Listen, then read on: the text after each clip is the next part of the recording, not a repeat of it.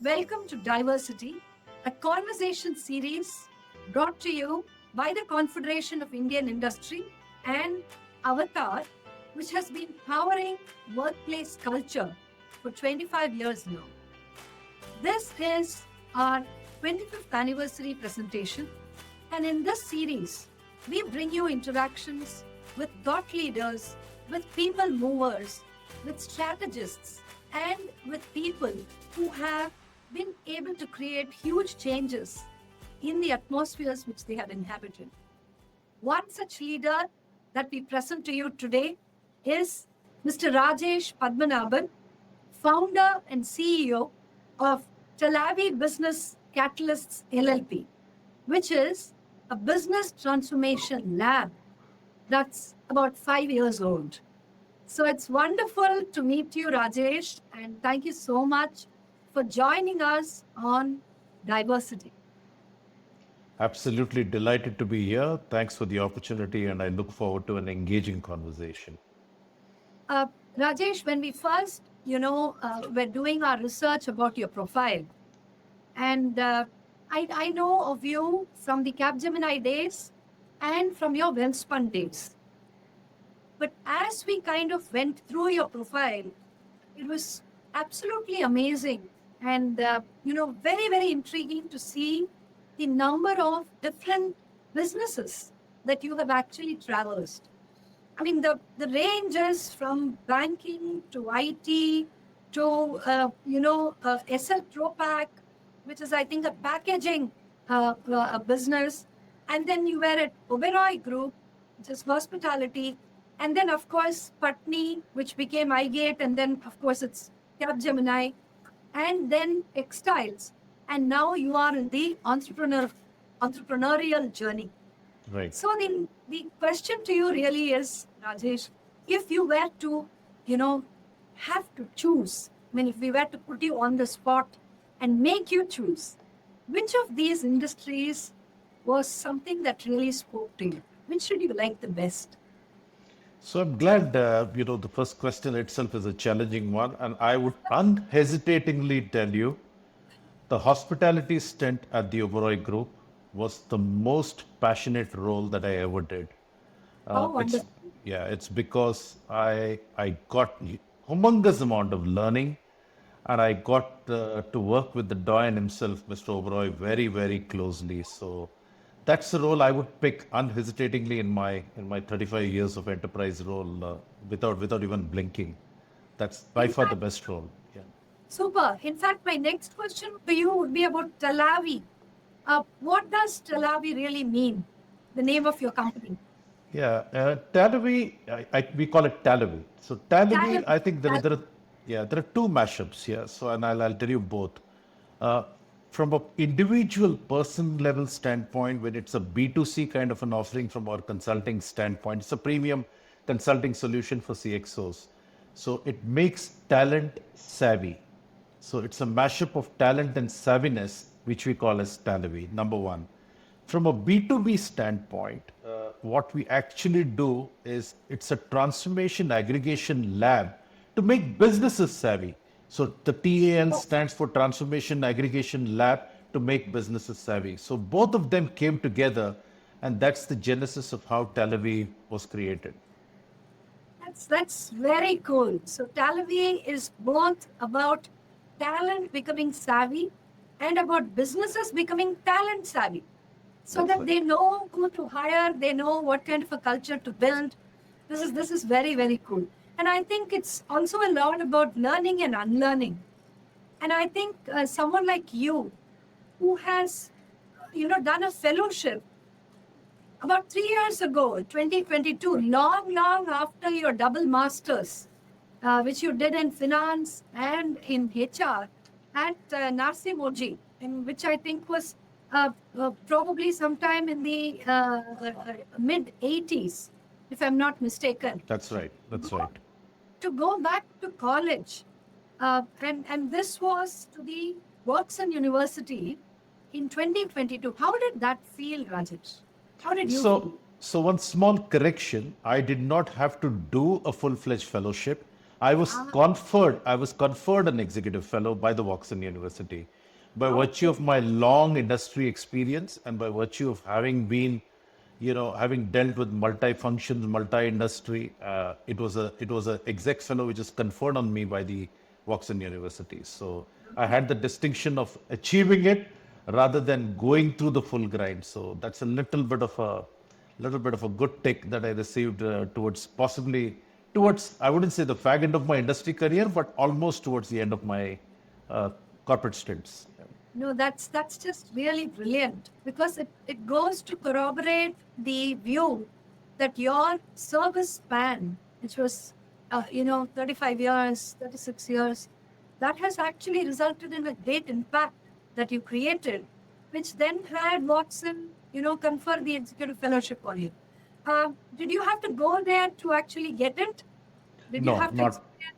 no, No? not really. No, not really. Okay, okay, okay. Very nice. Um, After this very long stint, working in senior leadership roles at multiple organizations, including Capgemini and Wellspun, both of which roles I remember that we at Avtar have interacted with you, to pivot into entrepreneurship. First of all, how did you do it? And part two of the same question, didn't call for a very great deal of guts or of risk taking in you to kind of leave the corporate world and jump into a business mode. Yeah, I think I must thank COVID for this. The only reason why I got out of the industry into something which is on my own was due to COVID. COVID gave me the opportunity to really take that long pause, reflect, and figure out as to what one should be doing. And nobody was sure about, what the world next is all about. And that uncertainty actually was converted into an opportunity.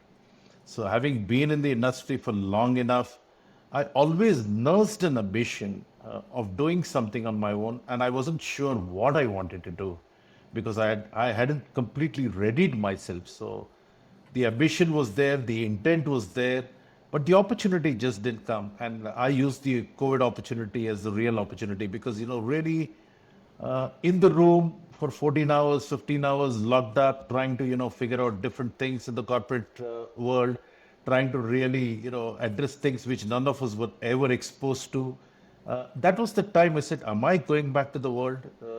Am I going back to this real world, or is there something else that I would want to do on my own? A little bit of thinking time when you're confined within the four walls, which never happened, actually charted out something which I started parallelly along with four of my partners, most of Mhm. them ex-Capgemini partners. Actually, we came together and we call it the 100-day internet company because we conceived this entire concept to creating a company in about 100 days on the internet. So all none of us met, all of us were in the rooms, and we all crafted everything, got together, put all the stuff together, challenged each other, and we weren't entirely sure about the journey, but we said we'll all take the plunge together, and that's how Talavvy happened. Yeah. Great, fantastic. Tell me also a little bit about the Exco group, of which you are the managing director. So, what do you do at Exco Group, and how is it different from Talent? Yeah, great question. So I should possibly try and tell you all the four outfits that I run so that the profile is up there and clear. So Talavvy is my consulting and advisory company along with the five partners that I alluded to.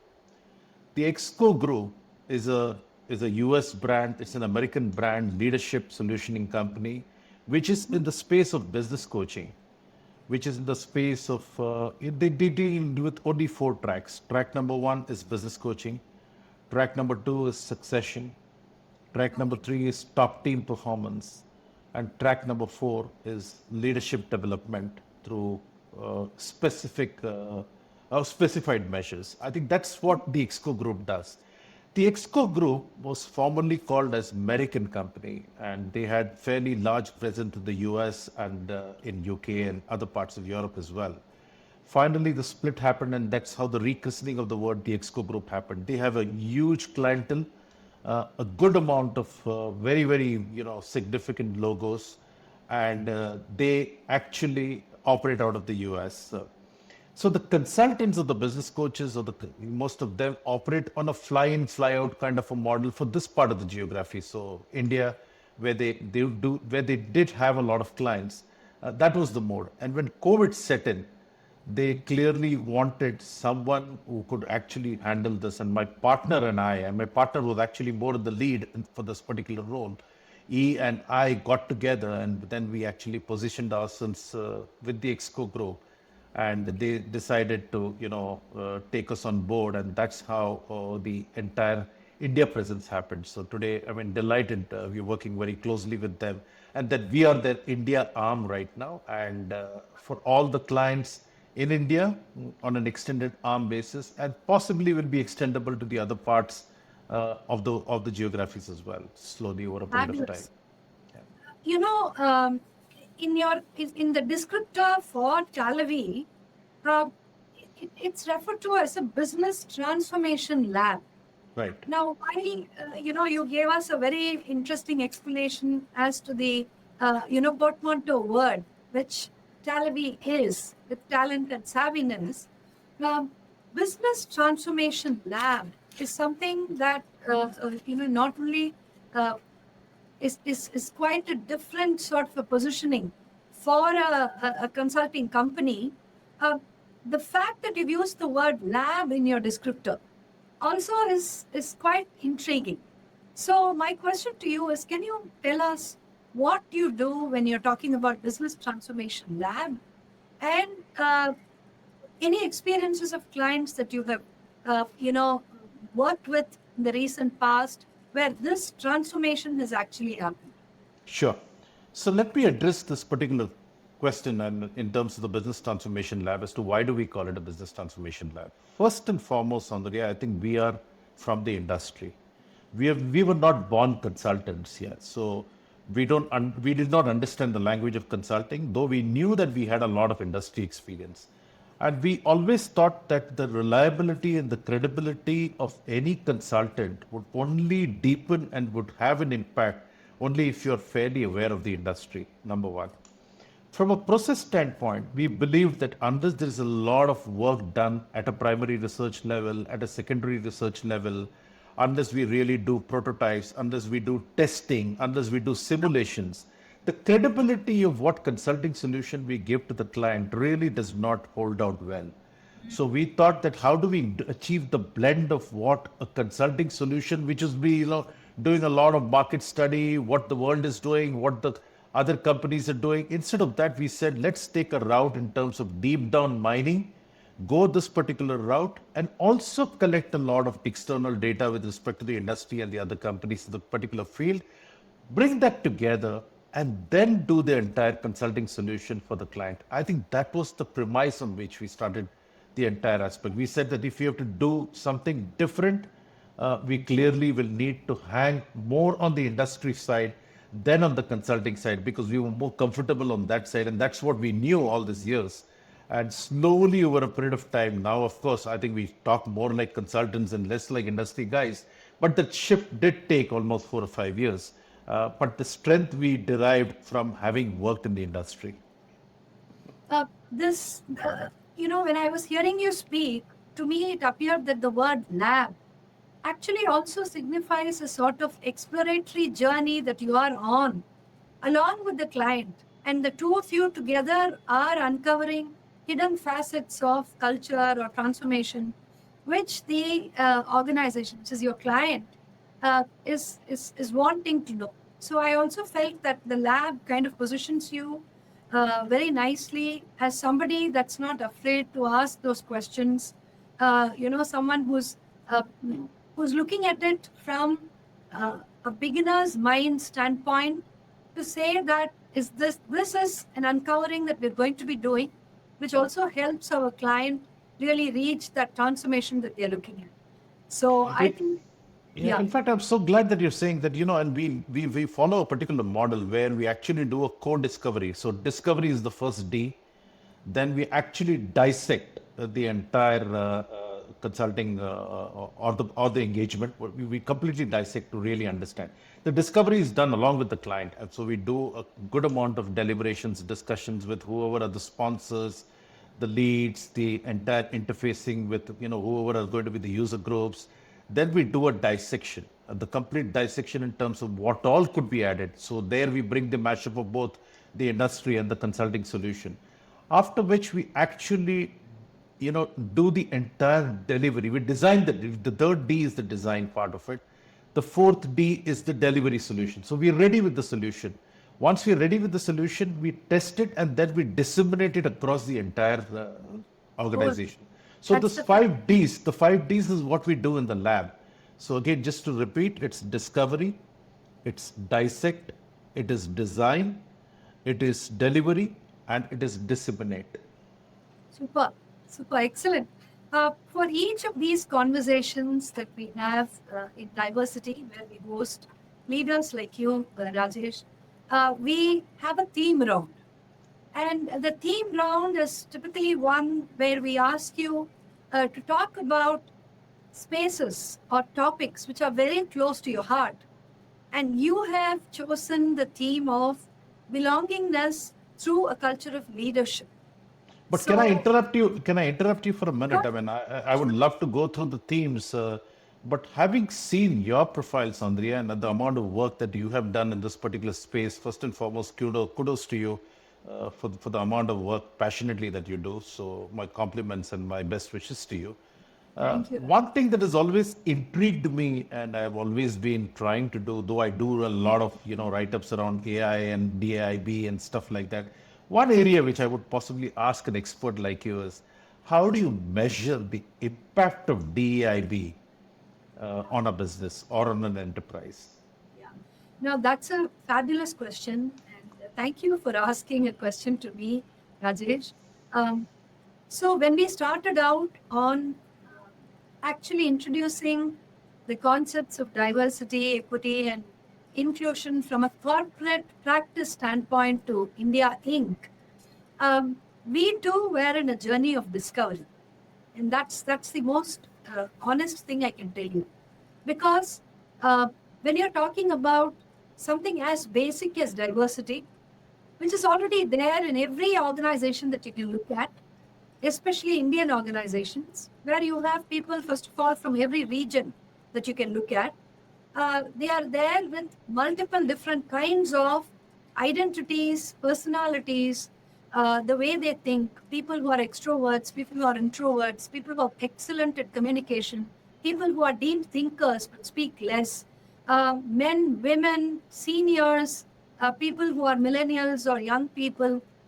The corporate world already has diversity, and specifically in India. And I'm glad you asked this question, because today, with the federal government of the US talking about stopping or pausing DEI programs, the thought around, was DEI even beneficial to begin with? Right. Is it something that's really doing the rounds? And I get asked that question quite a lot. So the answer is very simple. When you look at diversity, especially in an India context, is omnipresent. It's always there. Inclusion has to be learned. Inclusion is always behavior that people have to learn. They have to learn and cultivate empathy, cultivate compassion, cultivate an ability to, basically mirror the other person, understand what the other person is doing, that sort of a thing. And equity is a route which actually helps to create a level playing field.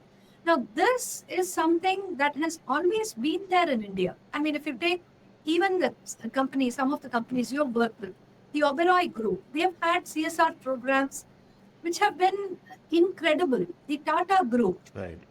there's that famous ad which used to go, "We also make steel." And they would talk about the kind of amazing, social equity building actions, which the Tata Group would do in every city or every village or even every hamlet that they were present in. So these were not concepts that were new to India. The only difference was, as a consultant, the fact that we were bringing solutions around diversity, equity, inclusion, and belongingness meant that we had to show an ROI and a proof of concept for this. And I think I'm going to just, repeat what you said at the beginning, Rajesh. This is entirely about data.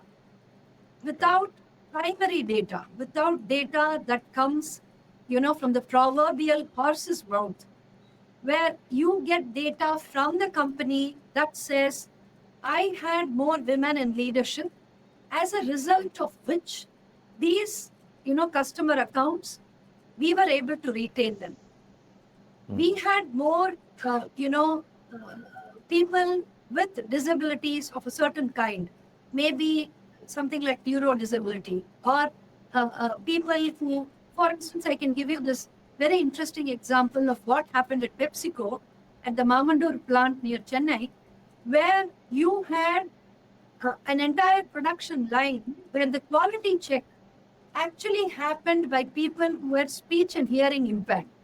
Because all they needed to do was to look at that bottle, hold it under a beam of light, and check if there was no floating, particulate objects within the liquid. And Right. all you needed to do, all you needed to have by way of skill was good vision. So it actually turned out to be a great business case for diversity, because anybody who wants to work and move ahead and do all that, they would feel crushingly bored in doing this job, where a bottle passes through the light and you have to visually inspect it.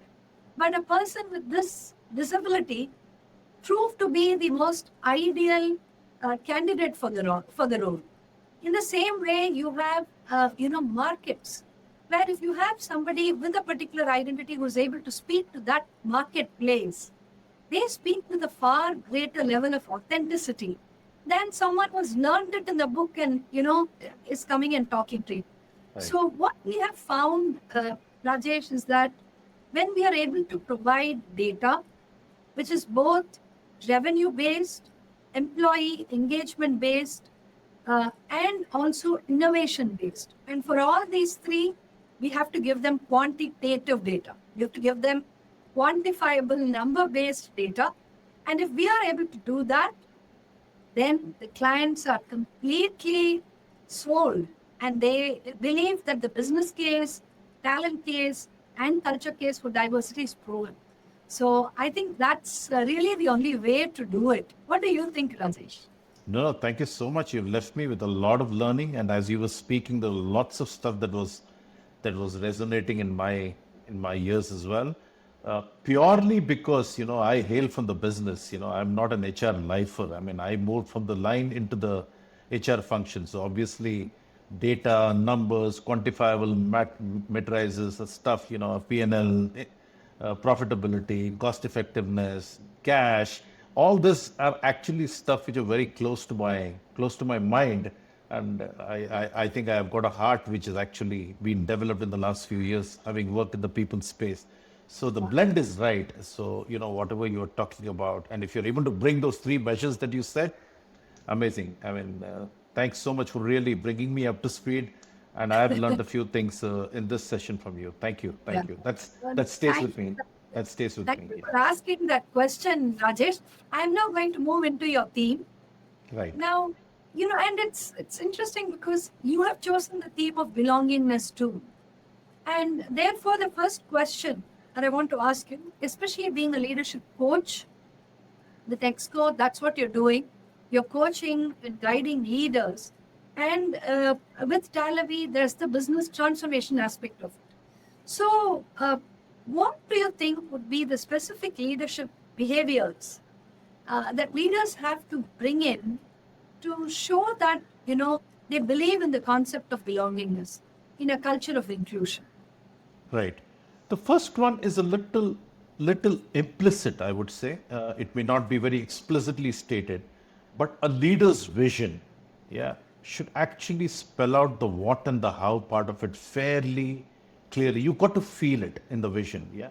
So the first one that you look at is a leader's vision. If it's only talking about, just the business part of it, and you don't feel the how part of it, you know that there is no soul in the vision. So that's the first virtue. So any leader who's highly empathetic, who's got a lot of soul behind his entire journey, will definitely put that out very strongly. So that's number one. Number two is the intent of inclusion. Yeah, so it's not a tick in the box. It's not one of those stuff that you really prove it to the board, or you prove it to the external stakeholders or your financial communities to say that I am also an inclusive player.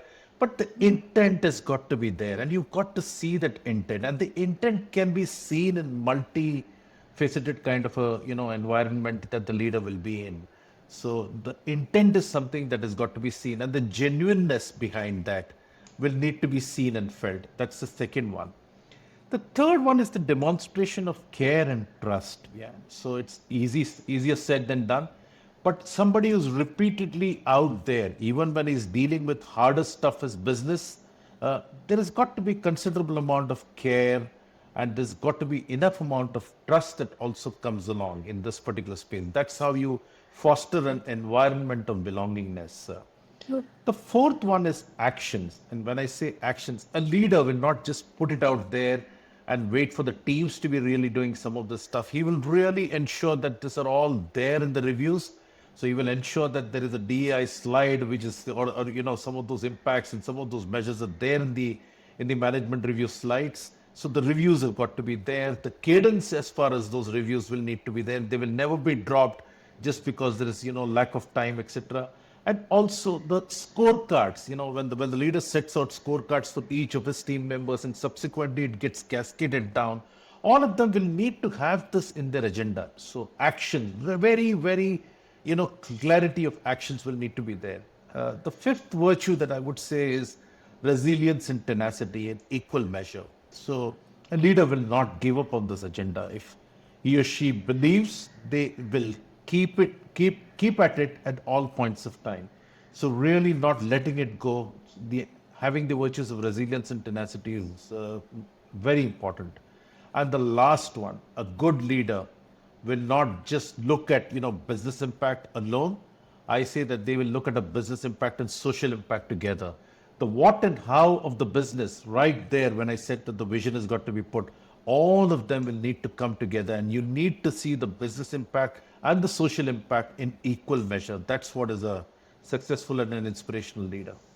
I think that's so brilliant, and I think you have really set forth a wonderful step-by-step, 5-step, 6-step process for how this can actually happen. And as you were speaking, I was wondering, being a CHRO who has worked in some of India's best brands, you must have had experiences in being such a leader who drives belongingness, and B, working for leaders, working for CEOs and MDs who actually do this, and they do it with the greatest of authenticity, the most sincere of actions. So could you share a couple of anecdotes, or maybe one anecdote about this, Rajesh? Sure. So one step when I was driving the entire agenda in one of my large roles was to demonstrate right from the front. Yeah. So I did not have a budget for DEI when I started this. And today the player is known for DEI globally.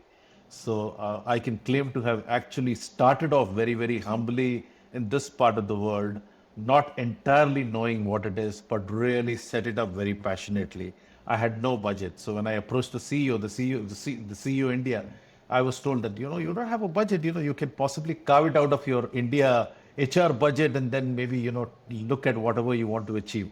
And then, of course, the headquarters supported me. The headquarters supported me quite well. And I really, owe it to them for the kind of stuff that they backed me with. They also did not know what I was doing, but they backed me up and said that, I think, there are a few things that you possibly want to do. And we definitely feel somebody has got to lead this. So why did you start and why did you do that? It turned out to be, in quick time, I was conferred an award in this particular space. Then the whole world started looking at India and saying that something must be happening right here. And that's the birth of, how the entire D&I practice started in this particular large enterprise that I'm talking about. And it is heartening to see today they are right up there. But this was the modest start of where we actually, absolutely started with the no budgets and going up right up to the last mile to receive an award. And importantly, when I had to demonstrate this, and I was taking it across, a lot of, simple steps were done to get to that. But I had 100% visually challenged person in my team that was setting the example, and the guy was really a top-notch performer. He was a sourcer. He was a recruiter, and he happened to be a top-notch performer because all he had to do was a lot of voice calls, and he would do those conversions of talent, which was amazing to see.